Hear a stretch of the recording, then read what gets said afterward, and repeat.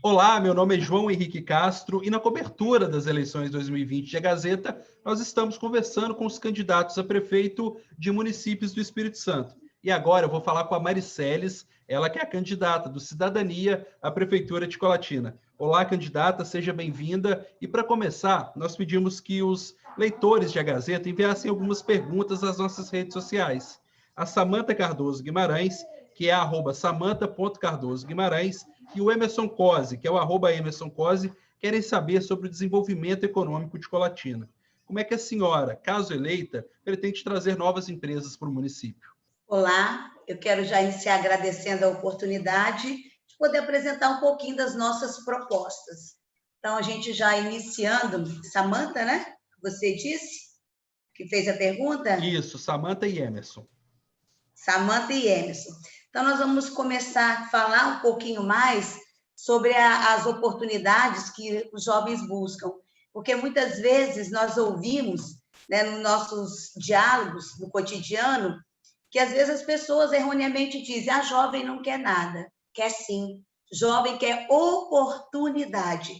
E é isso que o município de Colatina precisa oferecer ainda mais. Né? Nós sabemos que nós precisamos fortalecer e aproveitar o conhecimento dos talentos locais, né? Que nós, para um bom desenvolvimento econômico, a gente precisa olhar para os talentos que nós temos no nosso local, como, por exemplo, em Colatina, nós temos tantas oportunidades de produção de conhecimento.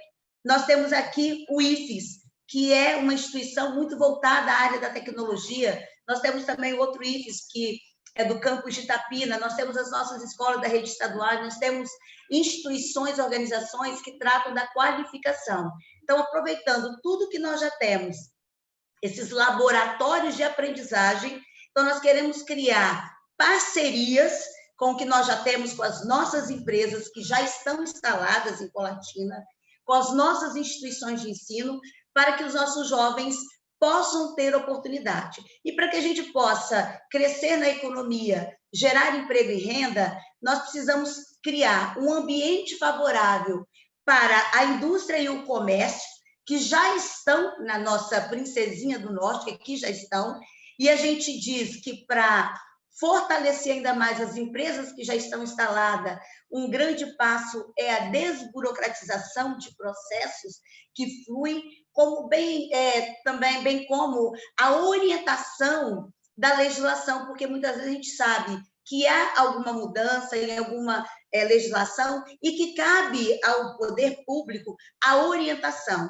A fiscalização ela é muito importante, mas nós também entendemos que tão importante quanto fiscalização é a orientação, trazer para o diálogo as empresas já instaladas, que já geram emprego e renda, para que elas se fortaleçam ainda mais. E também a gente pensa em buscar novos investidores para a nossa cidade. Nossa cidade já é conhecida nacionalmente e internacionalmente, mas nós precisamos atrair esses investidores para cá. E como que a gente fala? Também criando incentivos, que nós temos uma logística já muito favorável, temos rodovias em torno, já temos polos com toda uma potencialização de instalação de indústrias, e a gente precisa incentivar que elas venham desburocratizando a máquina pública, proporcionando para ela condições para que elas estejam aqui. Candidata, ainda sobre a economia da cidade, durante muito tempo, Colatina foi uma referência em confecções e indústria têxtil, mas nesse período algumas empresas fecharam as portas, outras foram embora do município e algumas ainda passam por muitas dificuldades, né, as que permaneceram. Qual que é a proposta da senhora para esse setor que ainda emprega pessoas em Colatina e que é muito importante para o desenvolvimento econômico da cidade? Pois é, nós temos aqui em Colatina dois grandes polos econômicos, né? O polo João Vitor, que é onde está instalada, que muitas pessoas já conhecem nacionalmente, que é o Shopping Moda Brasil, onde nós temos ali o grande polo de vestuário, mas também o polo moveleiro, e que a gente precisa incentivar ainda mais que esse polo ele seja muito mais utilizado, como a gente pode inserir ainda mais empresa e indústria do setor moveleiro, que a gente pode estar oportunizando e ajudando muito mais a instalação de novas empresas, como, por exemplo, regularizando esse polo, demarcando áreas para que novas empresas também se aproximem. Outro polo que nós também temos é o polo Mário Cassani, que, embora privado, ele já está legalizado, ele está regularizado, e que o poder público também pode investir. Que forma a gente pode investir para que atraia novos investidores? A gente tem condições de sempre fazer um estudo das suas reais necessidades, mas como a finalização da pavimentação asfáltica, nós podemos também pensar na melhoria da telefonia móvel. Então, são questões que a gente precisa dialogar. Eu digo assim, quem mais entende das indústrias, das empresas, do comércio, não quem está envolvido. É conversando com as suas associações, com os seus conselhos, com as suas organizações, para que a gente possa entender quais são as suas necessidades e o que o poder público, como parceiro, pode colaborar para que a gente possa atrair ainda mais novos investidores e fortalecer esses que já estão conosco.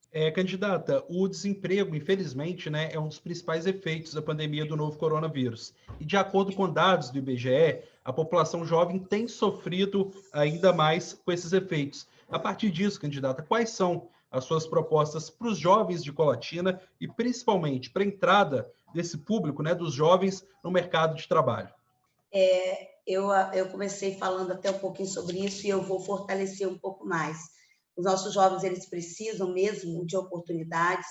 Nós sabemos que aqui em Colatina nós temos uma grande área educacional que forma os nossos jovens, que se qualificam, empresas que também trabalham na qualificação dos nossos jovens, e a gente precisa começar a pensar em como nós podemos usar a nossa expertise para que esse jovem seja inserido. E a gente pensa até em forma de cursos, né, profissionalizantes, como a gente já tem alguns, em algumas escolas da rede estaduais, na federal, cursos profissionalizantes, e também incentivar as nossas empresas que já estão aqui para incentivar o primeiro emprego, porque a gente vai contar com jovens que têm a mão de obra qualificada, que eles têm um dinamismo, que eles têm conhecimento de tecnologia. Então, a gente precisa usar o talento local, fazer um banco de dados, um banco de talento dos nossos jovens com a sua formação, procurar também parcerias junto com as nossas instituições para buscar capacitação ainda melhor de acordo com cada empresa, das suas necessidades de demandas. Então, a gente precisa dar oportunidade aproximando as nossas empresas com os nossos jovens, porque nós temos potencial, talentos na nossa cidade, eles só precisam ser identificados e ter essas primeiras oportunidades. E a gente pode aproximar as empresas que precisam de mão de obra qualificada com esses talentos que nós já temos no nosso local. Candidata, Colatina é cortada pelo Rio Doce e grande parte do abastecimento do município vem do próprio Rio Doce. Apesar disso, esgoto ainda é lançado no Rio, né? Uma parte do esgoto do município ainda é lançado no Rio. Como é que a senhora pretende trabalhar isso, caso seja eleito, e como é que a senhora pretende trabalhar propostas, né, para o Rio Doce? A gente sabe que todos nós vivemos um momento bem triste com a questão do Rio Doce, né, em relação à tragédia Mariana, mas que nós também já sabemos que o nosso rio, antes disso, já sofria muito com essas consequências do esgoto totalmente jogado, então, dentro do nosso rio. Então, a gente sabe, conhece que tem um plano, né, para todo nossa retirada do esgoto dos nossos rios. A gente sabe ainda que nós temos já as plataformas que foram colocadas ao longo do rio, do lado sul e do lado norte, mas que algumas não funcionam ou não funcionam como precisariam, e que nós precisamos investir na fase de conclusão de todo esse tratamento do nosso esgoto que cai no rio. Nós queremos água que seja consumível ao nosso cidadão, então nós precisamos ainda investir muito mais. E você pode ter certeza que nós vamos buscar, junto ao governo estadual, junto ao governo federal, todo o recurso que for necessário para que a gente possa aproximar ainda mais ou concluir toda essa fase que seria de tratamento do nosso esgoto, mas também uma questão que a gente precisa buscar, que também é muito favorável, é a proteção das nossas nascentes e também eliminar a nossa dependência da bacia do Rio Doce, porque nós sabemos que nós temos aqui a bacia, né, do Santa Joana, do Santa Maria e do Rio Pancas, e que elas são pouco exploradas. Então, nós já temos um projeto em que nós vamos potencializar, né, esses rios que eles desaguam aqui no Rio Doce, fazendo barragens, tanto no Santa Joana, no Santa Maria, quanto no Rio Pancas, fazendo ali também um momento que seja um local que seja de visitação, que não seja uma barragem simplesmente para a captação da água, para que essa água fique ali, mas que também seja um parque, que seja a visitação. Então, nós já estamos com projetos dentro da nossa proposta de eliminar a nossa dependência total do Rio Doce, que também é uma das alternativas que nós temos. Candidata, outra área que merece atenção aqui em Colatina é o trânsito, né? Principalmente na região central da cidade. Muitas pessoas reclamam, né, da concentração de veículos no local. Como é que a senhora pretende trabalhar para diminuir essa concentração de veículos e também para aumentar a oferta de vagas de estacionamento, que é uma demanda antiga, né, dos motoristas que transitam por aquela região? Quando a gente vai falando na questão, né, dessa questão toda da nossa mobilidade urbana, são pontos que a gente precisa pensar mesmo, que é a questão do nosso engarrafamento, da questão das nossas calçadas, que é para a questão da circulação. Temos que pensar com muita responsabilidade no transporte coletivo e também vagas de estacionamento. Quando a gente pensa nesse caos que é o engarrafamento, a gente precisa pensar em desobstrução de vias, né, do trânsito. E a gente sabe muito bem que a terceira ponte, ela é uma promessa e ela é uma grande possibilidade de melhorar o fluxo da nossa cidade. E pensando na localização dessa ponte, de onde ela esteja, nós conseguimos melhorar muito mais o fluxo nessa passagem de sul para norte, esse ir e vir dos nossos cidadãos.